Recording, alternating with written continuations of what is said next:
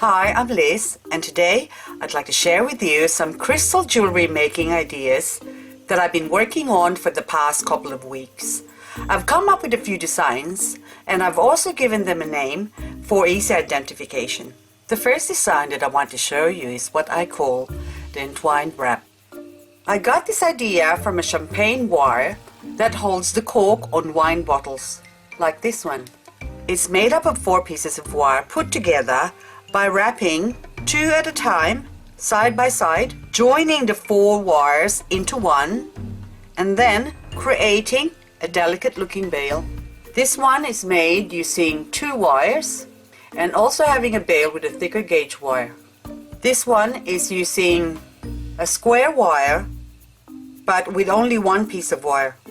The second one is what I called divine wrap. I started with 2 pieces of wire, loop it up and wrap it around to form the bail, and then with the 4 ends I coiled it up, flattened them and wrapped them around the crystal and securing and tucking the ends. Here I use a 21 gauge copper wire. This one I use a 24 gauge brass wire.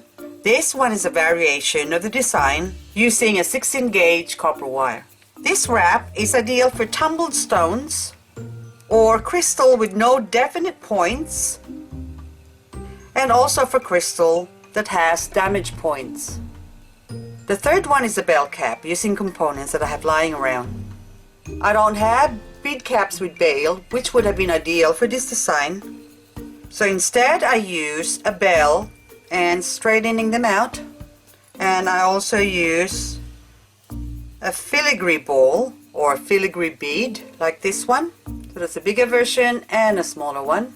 So it's the same thing as the bells. I've opened them up and used them as my bell cap. So this one is just a tube, which is not a bell cap, so it's similar to this one. Since it has holes on the side, all I did is just make a split ring and put it through, and of course I have to glue the crystal in the end. This one is a salvage piece from a piece of necklace that I have lying around. What I like about the bell cap compared to something like this one, this is also a salvage. To get a really nice tight fit, you're going to have a crystal that would fit exactly the diameter of the cap. And unfortunately, it's quite difficult to do that.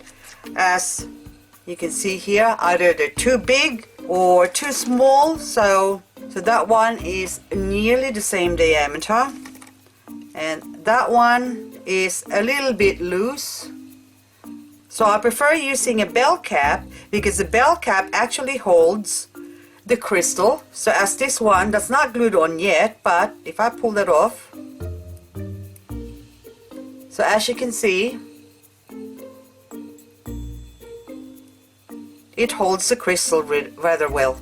So there's different bell caps in the market, but I would suggest using something of this kind or those ones with a prong or a claw. Again, this one is a smaller piece of bell that I straightened out. And again, even without gluing, of course you'll have to glue it, and putting a bail as well, and it holds the crystal really well. So this one's, and even these earrings here, which is holding a delicate little crystal on the end there, and so has this pendant as well. And that came from a necklace or a chain link like this one that I pulled apart. So after pulling it apart, so it has a claw on the end there, which I straightened out, and of course inserted the crystal and glue it with a super glue. And I tried to pull off a couple of them and it hasn't come off, or it held really well. So I'm quite happy with that. And that one, you're seeing a continental clip, of course, and that is just gorgeous. So these ones came from the necklace, and then this one I still have to put together or glue on, or also put a bail. So it's just being held with nothing except the claw. And so these ones came from a bracelet like this. So once the elastic comes off, this is what it looks like. And of course, the necklace or the chain came from this layered. This is a layered necklace, which looks like a mess right now, but it's layered, and as you can see, I've already pinched a couple of pieces from that. But then again, this piece here as well would be ideal for a nice little crystal pendant as well, but then that's another video that I'll show you later on sometime in the future. So the next one is what I call a file and wrap. I made this one a couple of years ago and have worn it a few times to see how durable it is. This is a simple design which takes no time at all to file the crystal, like this too, using a diamond coated hand file like this one, and then using a wire and wrapping it up a couple of times. This is a simple design and yet it's very durable. So another variation where I just went crazy with it, and I think it looks quite nice. Also this one using a 24 gauge brass wire.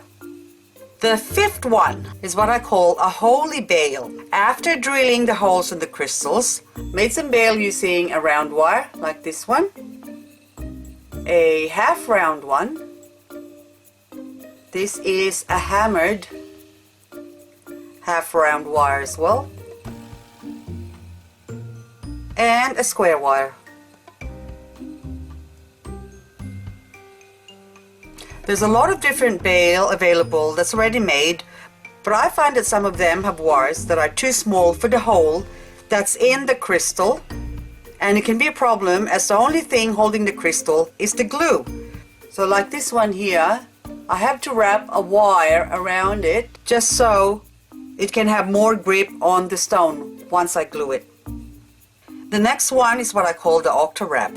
The basis for this is this octahedral fluorite crystal, which has 8 faces. But you can also use other roundish or squarish crystal pieces, or pieces of crystals that sometimes can be deemed worthless because of the fractures or imperfections.